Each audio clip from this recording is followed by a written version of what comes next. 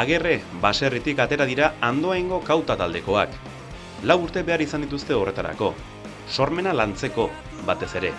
Maketa bat, 3 disko, eta 200 kontzertu inguru eskaini ondoren, atsedena eskertu zuten, beste erritmo batean aritzeko, esperimentazioari bide emanez. Iritsi izan momentu bat, non 3. diskoa amaitzerakoan, oso gustorakatu ginen, jendearen erantzunakin, kontzertuekin ezingiak ejatu oso ondo ibili ginen, eta esan genuen, lasaitasun bat behar dugu.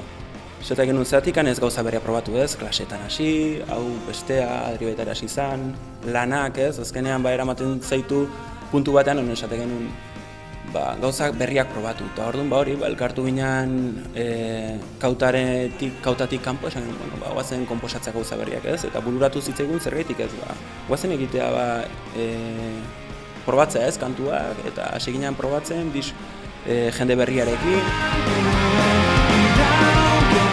Doinu gogorrekin egin ziren ezagun, eta lan batetik bestera leuntzen joan dira, indarra zer den ahaztu gabe.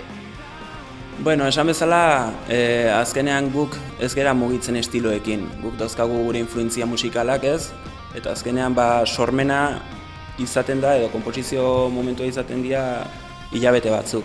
Eta guri asko eragiten digu, personalki nola gauden hilabete horietan, diskoa gogorragoa edo lasaiagoa izateko, ez dugu planteatzen gure buruan eta esaten dugu, nahi dugu diskoa popero bat egin, ez?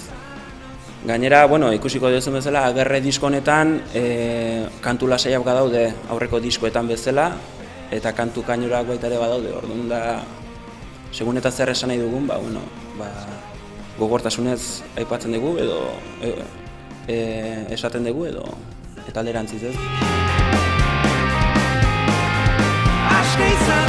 Abesti bildumatik harago jo nahi izan dute. Doinuak, hitzak eta irudiak ere batu dituzte beraien lan berrian. Balio erantzi hori da ez letra eta musika bakarrik elkarrekin joatea, baizik eta kantu bera irudi bat eukitzea. Eta hor dator ilustrazioa. Hori da disko honen beste berezitasuna.